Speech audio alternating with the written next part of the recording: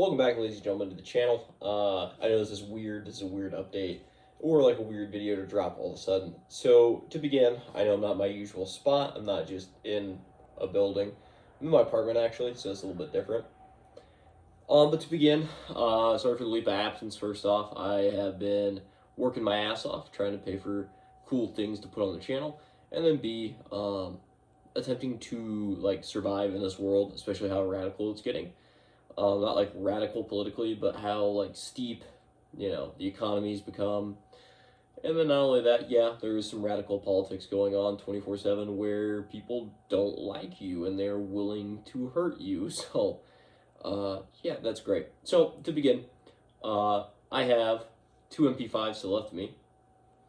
And I wanted to show them off because I'm a big MP5 guy. I like to use them in a lot of video games. I used to think of them as a really big crutch gun, and then I kind of realized, like, they're the ultimate submachine gun in a way. But I have two Turkish clones with me. I know I am the Turkey man because I apparently only buy Turkish guns. But that aside, let's begin. So first off, the first one I bought was the Mac 5. These are both unloaded, by the way. We'll check them. So we'll check. Nothing in the mag, nothing in the gun. So I bought this one for roughly a short thousand, so like $909 at the time. It's when they first came out, and now they're up to about $1,000 to $1,100. They've kind of met the market value of MP5s. So to begin with, well, let me turn on the light because it is fucking, the lighting in here is not good. I don't think this is gonna help, but is worth a shot. It did not help. But, so, first off, parts I put on it at the time of legality. This is a Magpul brace. Slides out. There's only one position, a fixed position, and you can brace it against your forearm. And everybody knows I'm going to totally do that. But it is somewhat comfortable to brace it against your bicep here, as you would know. Not only that, I also have a Magpul foreguard, I have a Magpul lower grip, and so this whole gun is set up with Magpul parts pretty much as furniture. Why did I choose Magpul parts? Number one, it's because of what I'm homey with, or like what I am home with, not homey, but what I'm home with. So number one, the grip has the texture that most of my ARs have, and the angle that most of my ARs have, so I'm not too far away from there. Not only that, the ESK safety selector, that is ambidextrous, allows me to kind of run the gun like an AR. Typically with your standard Navy safety on there, like the original safeties they come with, you won't be able to actuate them like an AR. And I'm a big guy who's accustomed to AR-15s. I ran AR-15s, I ran AKs, and one thing I always tried to do with my AKs is get something where I can have a safety I can always sweep away or put back on. And same thing with my MP5 here or G3, which we'll get to that later. One of my G3s. I always try to have a safety that I can run, especially on serious firearms. I do use these for A, home defense, and 2, work. We'll get into that later. On top of it, I have a Griffin Armaments 3 MOA red dot on here. It is an acro dot style thing. I don't know the actual technical terms for it because I'm big, dumb, stupid head who just put the gun together with all the cool things and went, fuck it, who cares?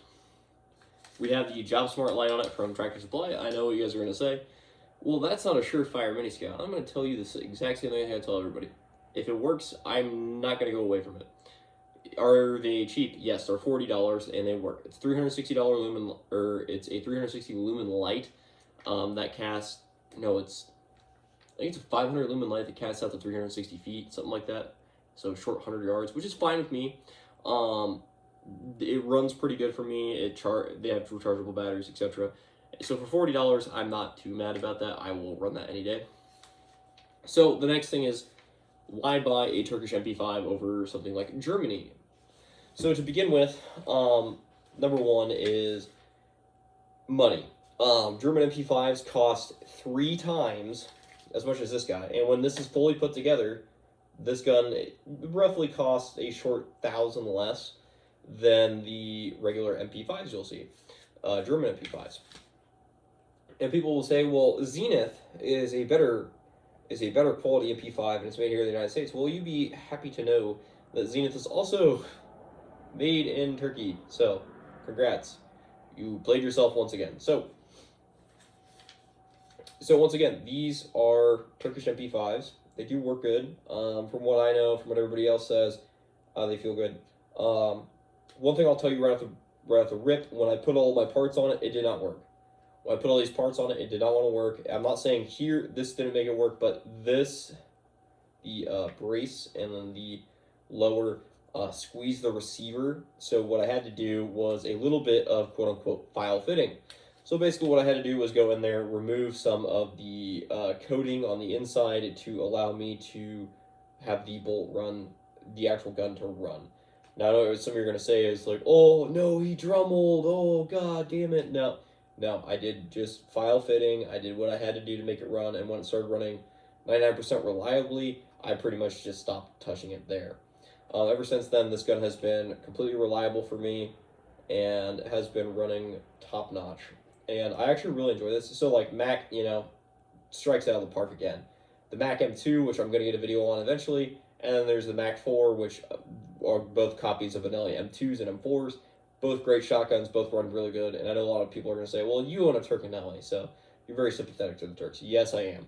I'm sympathetic to, people who have to buy guns that are affordable because they work a 9 to 5 and don't have daddy's money. So, once again, for the money, by and large, this is a pretty good deal.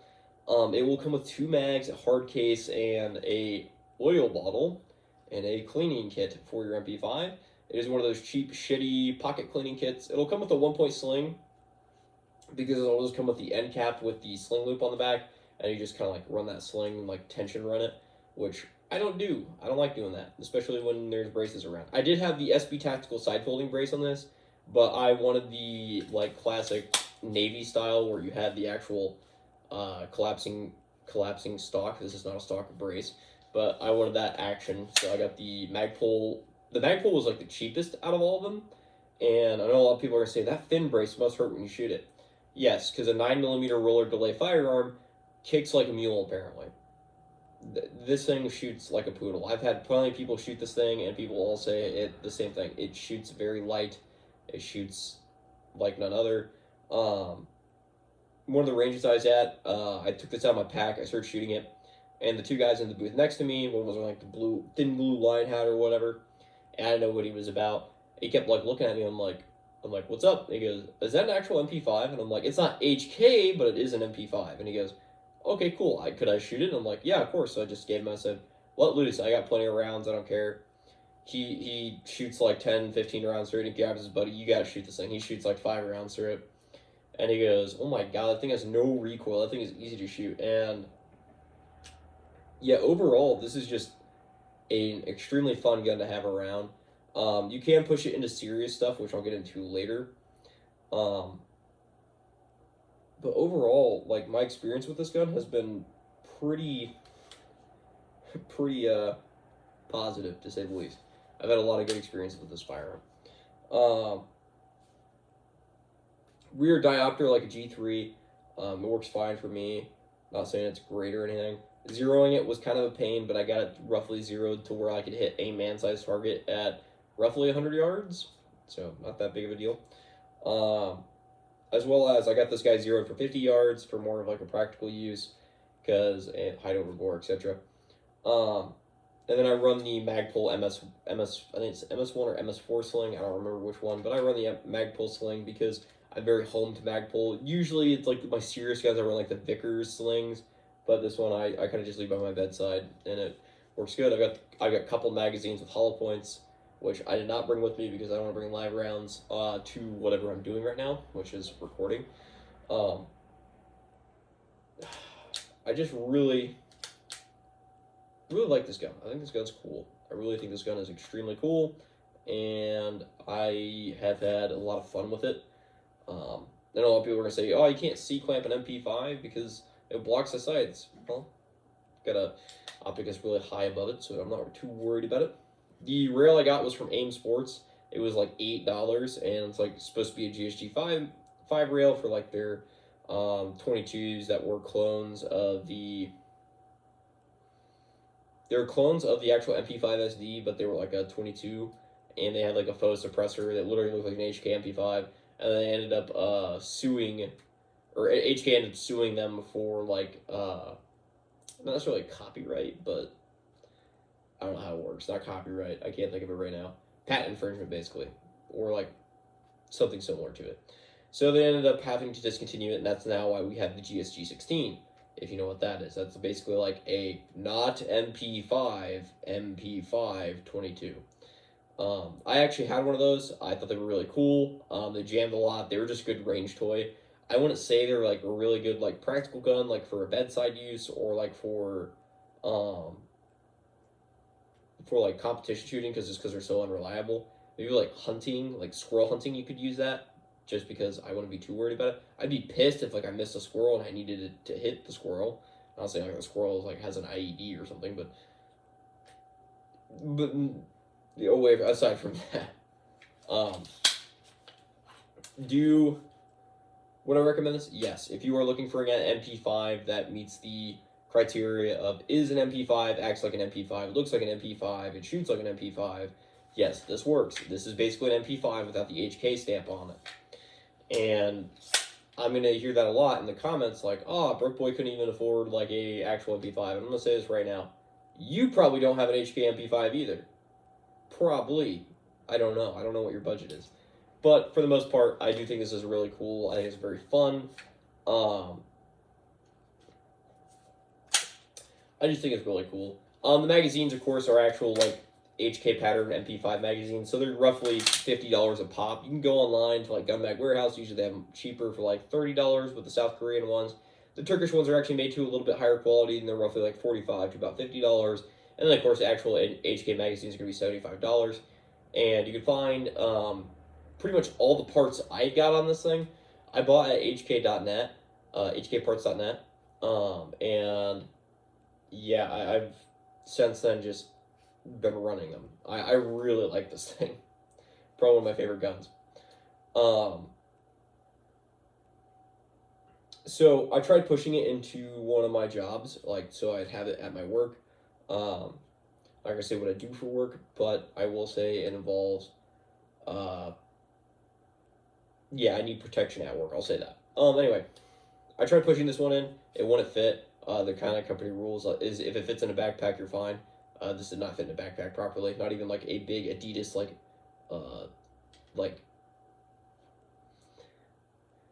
what are those like Adidas like gym bags you'd have, like where it carried like literally everything, like 2 changes of clothes, your laptop, 4 textbooks, your shaker bottle, and then like 3 things of creatine and pre-workout, etc. Like yeah, it was that big and it still didn't hold this. So I had to think shorter and more compact. So I'm gonna put this guy aside and we'll grab my problem child. So I just took this to the range today. I've had it for a while. I've taken it to the range 3 times so far. I just haven't had enough time with it behind the trigger. I had a few hiccups with it today, and I disassembled the whole gun at the range. I couldn't find a problem with it, put it back together, and then I realized that my buddy who was shooting with me had overloaded the magazine by 2 rounds, and it would not put them into battery because of the friction. There we go. It wouldn't put them into battery due to the friction. So, this is the worst part. So I thought my gun was pretty much broken. And finally, I loaded like 5 rounds into a random magazine, and it just ran. I was like, okay, so like, what's the problem here? I kicked like 4 or 5 rounds out of the other magazine and started working, and I was like, how many did you load in there? He goes, I didn't count. And I was like, I'll count this time. So like, I went 1, 2, 3, finally get to 30, put it in the gun, it runs fine. I'm like, all right, you just overloaded the fuck out of it, which I'm not too worried about. Now that I know that's a problem, I'm probably gonna like take a couple rounds out of each magazine, especially for what I do. They also come with flash hiders. I forgot to mention that. Tri-lug adapter flash hiders. They're super nice. Not that 9mm has a crazy flash, but at nighttime they do have a pretty decent flash. I would say, especially with a shorter barrel here, it'll have a pretty decent flash. Now, parts I have on it. MP, the Magpul MOE grip here, just because I like Magpul and also I need a light on it. Like that. I put a Vortex Crossfire because that's all I had at the time where I live right now. right now I live around a bunch of big box stores, and their selection of optics is pretty trash. It's not like where I used to work, where I had like 50 different options to pick from and different price ranges, and I could throw whatever, like where I had this guy. When I purchased this, I had to go through specific options. Like, I was like, well, I'm just going to pick the one that I always go with, and sad to say, it's one that I usually typically use, so you see it on the channel a lot. So I kind of get bored of using the same optics. I know a lot of preppers are like, oh, you should keep all your optics the same as much as you can. Like, if you have an LPVO, stick with one LPVO. If you have one red dot, stick with one red dot. If you have blah, blah, blah, blah, blah, blah, blah, it's like, I don't care. As long as I know what batteries I take, I'm going to be fine. Once again, take standard MP5 magazines. It will come. This one will come with a hard case as well. This is another Mac 5K. This is the Mac 5K, by the way. That's the Mac 5. So again, military armament company, same brand pretty much. Continuing on for that. I know I say a lot, so please bear with me. It's just been a while since I've actually recorded. Not a lot of real estate to actually slap on this one, but you actually see on the back of my hand. I've actually cut it a few times from trying to slap it. For the most part, it's ran fine. Once again, I had to do the same thing I did with the other one. I had to take a metal file, I had to sit there and file and file and file and get this to actually be ready to go function. Took it to the range, I broke it in. After I broke it in, I was like, awesome, cool. I'm really happy with this, really satisfied with this, and I'm going to be comfortable taking it on the road with me. As well as SB Tactical Side Folder Brace. So the MP5Ks actually aren't really known for their collapsing socks because they don't really run collapsing socks in MP5Ks. Typically, you'll actually find them, especially back in the older days with the HK PDWs, they had side folders. And what you'd have them in is when you took it, you'd have them like collapse in a jacket. When you pulled them out of your jacket, the sock would come undone because it had like a bungee to it, like a bungee sling. And it would come undone, and you could use it roughly like this, pretty much. Any notes of concerns with this guy? Number one, make sure you break him in. Make sure you have reliability. Make sure you know all the hiccups behind these guys. Big thing, like especially buying any Turkish firearm, make sure it works before you put it into like a service kind of role, because if you end up like let's say you're like a law enforcement officer, for the lack of a better term, and let's say you decide, I am going to carry an MP5 at work, and it's going to be my patrol rifle. And that's what I'm going to use, because I think it's super cool and super baller and badass, and I feel cool because I'm an HK-MP5. Make sure it runs. That's all I'm asking. And I think everybody should do that. I think everybody should do a 200-round break-in with their handgun, get familiar with it, get used to it, get comfortable with it. One thing I see a lot of is people consistently doing this thing where they're like, hey, I'm going to really... I'm going to like buy this gun, I'm going to load it, and I'm going to leave it in my bedside, and I'm not going to fucking shoot it. Like, that is the dumbest thing you can do. Number one, you're denying yourself reps. You need reps to actually understand how the firearm works. And I'm not saying, like, oh, but you can practice in your house, you know, like, pulling the bolt back, locking it to the rear, grabbing a fresh mag, putting it in, dropping the bolt. No, what I'm saying is you need actual reps, like, to understand the recoil impulse. And not only that, to make sure you can actually shoot the firearm pretty proficiently. And I'm not saying, like, oh, I can pull the trigger each time. What I am saying is, hey, I need to be able to get proper sight alignment, and I also need to make sure my gun is zeroed. And I'm not saying this guy needs zeroed, or like every other gun needs zeroed, but most handguns, I recommend figuring out how they shoot with you, because most handguns are zeroed perfectly, perfectly. I'm not going to say perfectly. Well, most handguns are zeroed well. Here's the next part. Most handguns are zeroed well, but you as a shooter will cause them to lose their zero. By that, I mean you're probably doing something with your handgun that's forcing the gun low and to the left. Pretty easy, understandable thing to say. So once again, I do think this is a really cool, really sick firearm. One thing I don't like about it is like the front side. It's hard to get that grip management behind it to actually maintain control of the firearm, because when you put it in this spot, your hand does not like to be there. So I end up kind of choking back here, typically, which usually the receiver gets pretty hot around where this weld is, where the barrel is supposed to be welded in. It gets pretty hot around there. So they added Magpul actually thought ahead and added a little bit of shielding to it to allow the user to have a little bit of heat protection there, which I always enjoy. Not only that, I used to use a Magpul forward light mount to put the light further off the gun so I can activate it when I'm in this position here, and then as well give me real estate to put my fingers back on the gun, because if you don't have that, if I had the light hanging right here, like just interfaced, I wouldn't be able to put any of my fingers on the gun. I'd have to grip from the magwell, do a magwell grip, which most firearms, I'm going to say like 90% of the firearms in the world, well, I'm going to say 90%. What am I going to say for a figure here? Few firearms in the world, you can cause a jam by pushing the mag up or pulling it down. So, like, one example I'll use right off the rip, not trying to throw shade, the Mini 14. The Mini 14, sometimes if you tuck the magazine or push on the magazine, it will cause a misfeed, like a failure to feed of some sort. So, that's why I'm big on not really doing the magwell grip. And a lot of guys aren't really into doing the magwell grip anymore. It's kind of like a GWAT era thing that we've all kind of stepped away from. I see a lot of new shooters doing that all the time. Like, they'll get like this with their AR-15, stuff like that. But in my opinion, it's typically normal. I think everybody's looking for like a foregrip to actually like grip stuff with.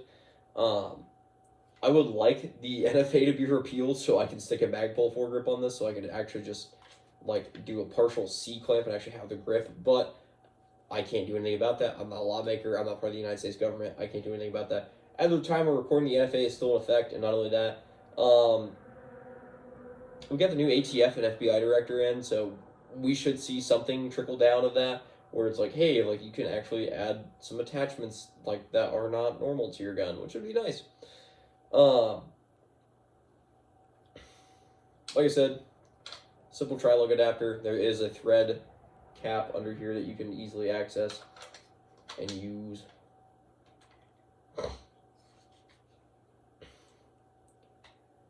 And yeah, I don't know really what else to cover on this. I did use the same GSG5 mount as last time. I just sawed the front of it down because I wanted the ability to, how do I say this properly without fucking sound like a retard? I wanted the ability to actually lock the bolt back to the rear. The one problem with the overhang is I could cock it back, I just couldn't do I couldn't lock it to the rear, which a big thing is, it's like, especially at public ranges or indoor ranges or any range that has like a RSO with rules, they want your bolt locked to the rear, which is fine. I've never had a problem with that. I've never been a person who's like, hey, locking your bolt to the rear is fucking dumb. No, locking your bolt to the rear is a safe idea. Now, if we're out in like dusty conditions, or we're out in like the shit and it's muddy, it's raining, it's whatever, it's blowing sand, throwing debris, I want my bolt closed. I want my bolt closed as much as it can be. And there's even a famous photo of like a Swedish soldier with a G3, or I think it's a British soldier with a G3, and he's actually covering the port of his G3 like this to keep the dust from coming in on a convoy, which is a perfect thing that makes sense to me. Is like, just give that extra boost of, hey, I don't want my gun to fucking jam, which is perfectly fine. What else do we got to talk about? Do I hate the Vortex Crossfire red dot? No, I think it's a great red dot. I just get bored of using it. It's the same red dot I've had a million times. I've thrown them on plenty of builds. It's kind of a crush as a red dot because, number one, it comes with a low mount and a high mount, so I'm always willing to buy it because I have multiple options I can use. Even if I take it off another gun and put on a different one, I'm willing to do that. So now it's like, I love this optic, but at the same time it's got old and I wanted something different. And that's why I picked the Griffin on that guy. Not only that, the Griffin was super affordable, and I like the Griffin. Just because it's nice. I think it's really nice. What else do I have to say about this? Oh yeah, the lower. So I did a Magpul lower again, but it is not a standard Magpul lower. I had to order this from hkparts.net. They make MP5K Magpul custom lowers, which are super sick. And thank you HKParts.net for having these, because I don't like the actual MP5 grips, especially like the finger grooves and like the cuts to mold your hand. It's like I don't like that. I like the Magpul grip because I kind of switch my grip however I want, and it feels good, it feels home for me. Makes me feel like I'm at home, even though I'm not. Still ambidextrous safety here, as well as the ESK safety, which I use all the time because I think the ESK safety gives me a lot of leverage, keeps the gun like an AR, which I know a lot of people are going to say, are you trying to step away from an AR? No, I am technically not. I'm trying to make the firearms the most proficient they can be. And one thing I'll find with most firearms is, what I think is like the pinnacle of firearms is the AR-15. And I'm not saying like it's the best firearm for every situation, but it can be, like, control-wise, it has some great controls. Everything is where it should be, in my opinion. Like where the safety lever is, the bolt release, the charging handle. Charging handle is in a weird spot, but typically, like, you charge it once, and then that's all you have to do, and then every other time you just tap your bolt release on the other side of the gun. And that's why I think it is very user intuitive, I should say. Not only that, they're extremely customizable. HK guns are extremely customizable, but they're extremely expensive to get customizational parts. So, like, if you're looking for, like, the B&T style, like, collapsing stock, like, from 9-hole reviews, they're like $800. I did order a KES tailhook brace for this, and the tailhook sliding adapter for, Christ, I don't remember. I think the tailhook was $230, and then the tailhook itself was another $100, because it was just the nubbin for it, the castle nut or whatever they call it. And on one hand, it's like, I just want to get something similar to the 9-hole reviews. I don't want to pay $900, literally the same price as what this gun cost, to put a brace on it that, yeah, like, you get the idea. That's just a little bit much to be, especially, like, you work a 9 to 5. I work a 9 to 5. We all work 9 to 5s. We don't have the money to dump into it. Like, some people do, and some people do work some serious jobs where they have the money to do it, and I applaud you. However, I can't afford that. I can't afford to live on ramen for a month because I wanted I wanted a B&T stock on my MP5. I can't do that, sadly. As well, overall, I think it's just like a really, like, fun gun. I think these are really fun guns, especially, like, if you are, like, a diehard fan. I bought that one around Christmas. I bought that one for my birthday, and then Christmas rolled around, so, like, I remember sitting with my parents watching TV at their house, and, like, we were watching Die Hard. I know this is really weird, but my dad was like, let's rather than watching Christmas movies, let's watch something different. And then, like, Die Hard came on, and I casually realized, like, well, I'm holding my parents know I'm into guns, and, like, they kind of embrace it, like, or whatever. But anyway, we're sitting there. I had my MP5 because I wanted to show my dad my MP5 because he hadn't seen it yet. And I'm sitting here and I'm watching the movie. I'm sitting there holding it just like this, and then I'm like, huh.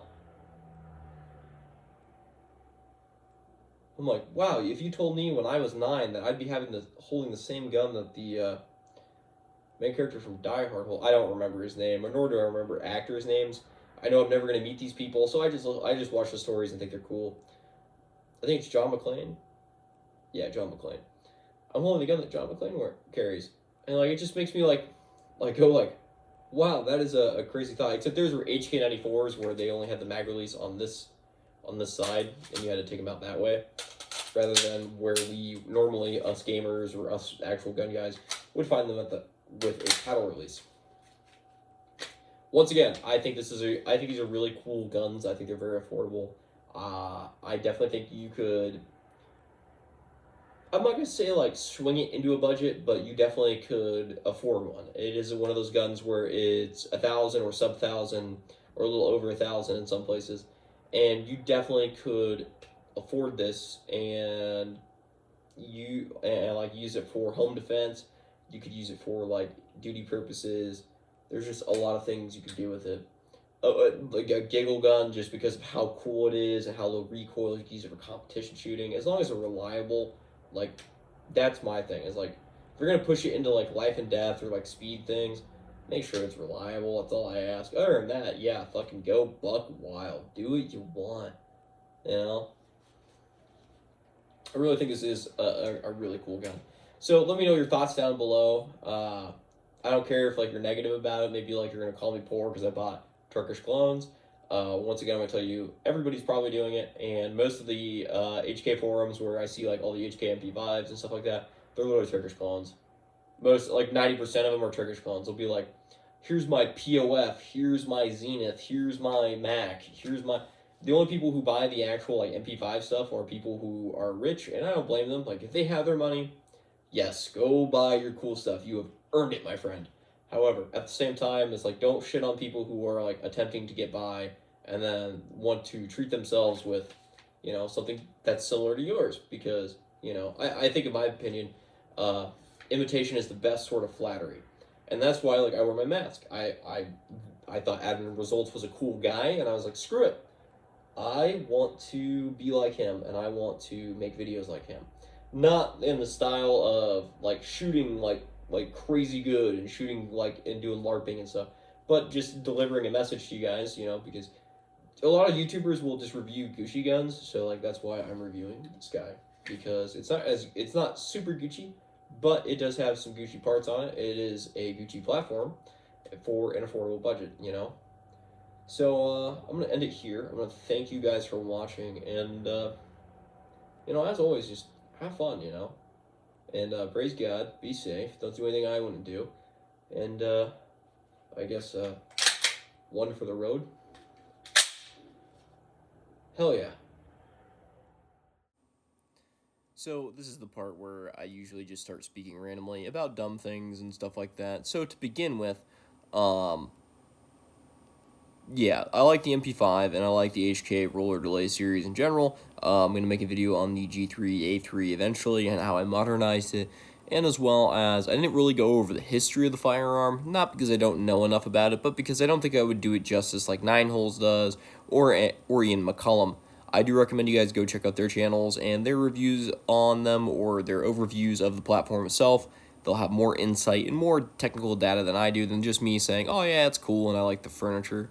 Once again, though, these are great clones and good for the money, so I'd recommend it. So, have a nice night. Thank you, and good luck to you guys.